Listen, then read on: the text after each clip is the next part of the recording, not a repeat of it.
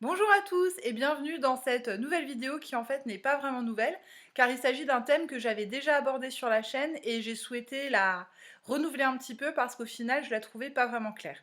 Donc j'espère que ça vous sera utile et je vous souhaite file je passe. Donc la vidéo d'aujourd'hui sera consacrée à la proposition subordonnée relative. Je vais procéder en trois parties. Nous allons tout d'abord nous intéresser aux caractéristiques de la proposition subordonnée relative. Pour ensuite nous intéresser au pronom relatif, qu'est-ce que c'est et comment bien le choisir. Et enfin, je vous proposerai un bilan ainsi qu'une trace écrite.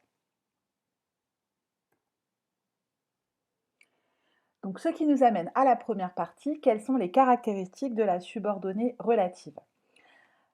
Donc, die Hauptfigur ist ein Menschenfresser, der Menschenfresser hat grüne Haare. Nous avons deux phrases indépendantes avec un élément qui est repris, l'élément Menschenfresser, l'ogre. Il est donc possible d'en faire une structure avec une subordonnée relative. Die Hauptfigur ist ein Menschenfresser, der grüne Haare hat. J'ai également mis d'autres exemples. Das ist der Freund, den ich gestern getroffen habe. Ou encore, das ist das Haus, in dem meine Eltern wohnen. Et maintenant, je vais vous demander, à l'aide des trois exemples de subordonnées relatives sur cette diapo, de vous poser la question suivante. Quelles sont les caractéristiques de la subordonnée relative? Alors, regardez la place du verbe, regardez également les différents éléments qui la composent, ainsi que la ponctuation. Et je vous invite maintenant à mettre la vidéo sur pause, et on se retrouve tout de suite après pour la correction. Donc nous avons là trois structures qui contiennent des subordonnées relatives, qui sont en fait le deuxième élément.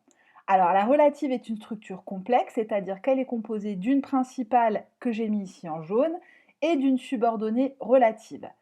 Comme son nom l'indique, il s'agit d'une subordonnée. Le verbe conjugué en rouge se trouve donc à la fin de la subordonnée relative.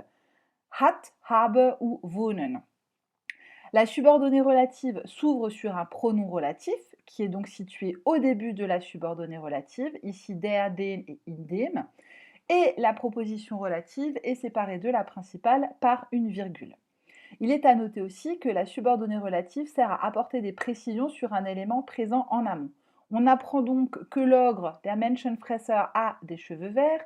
On apprend aussi que l'ami dont il s'agit dans cette phrase, je l'ai rencontré hier, ou alors que la maison dont je parle, c'est celle dans laquelle mes parents habitent.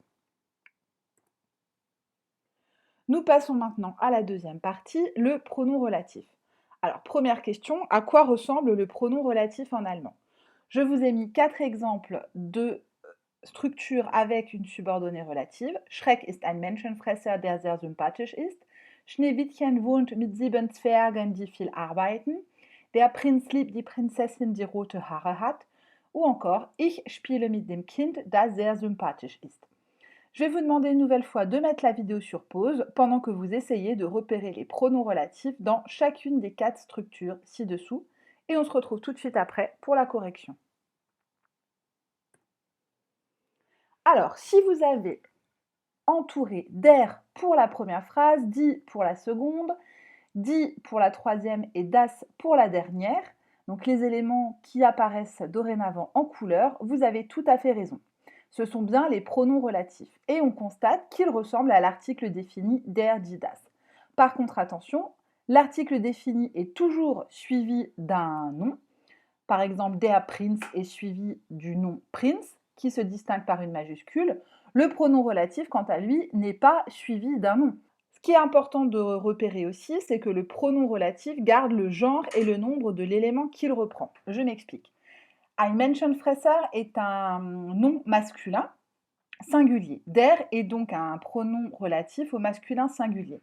Il en va de même pour sieben Zwergen, qui est ici un pluriel. Die est donc un pronom relatif au pluriel.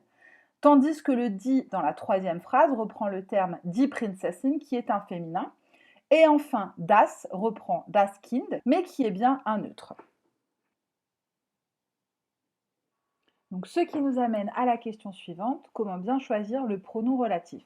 Alors, nous venons de voir que pour bien choisir le pronom relatif, il faut d'abord s'intéresser à l'antécédent qui se trouve dans la proposition principale juste avant la relative. C'est l'antécédent qui va permettre de déterminer le genre et le nombre du pronom, à savoir la bonne colonne, masculin, neutre, féminin ou pluriel.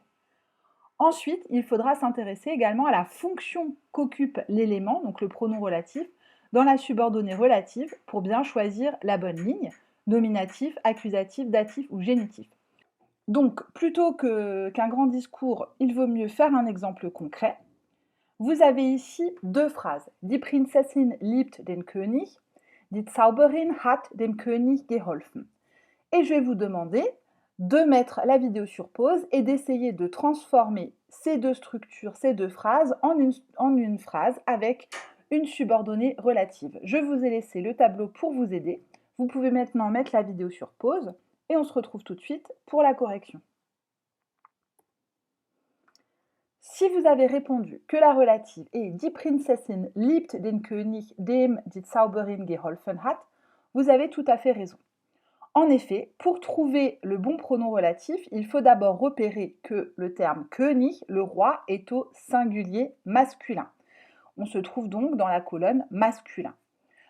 Dans la phrase Die Zauberin hat dem König geholfen, le dem, devant le lexème König, devant le nom König, nous indique que nous avons affaire à un objet au datif.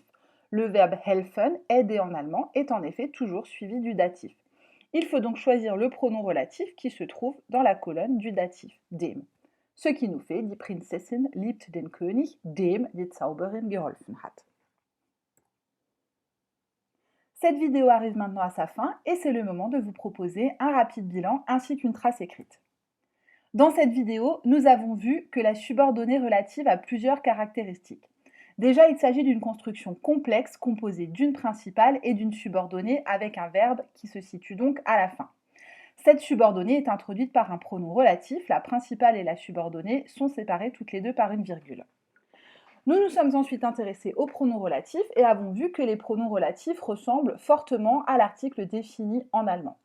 Le genre et le nombre du pronom relatif sont déterminés par son antécédent, qui se trouve dans la proposition principale, tandis que son cas est déterminé par sa fonction au sein de la subordonnée relative.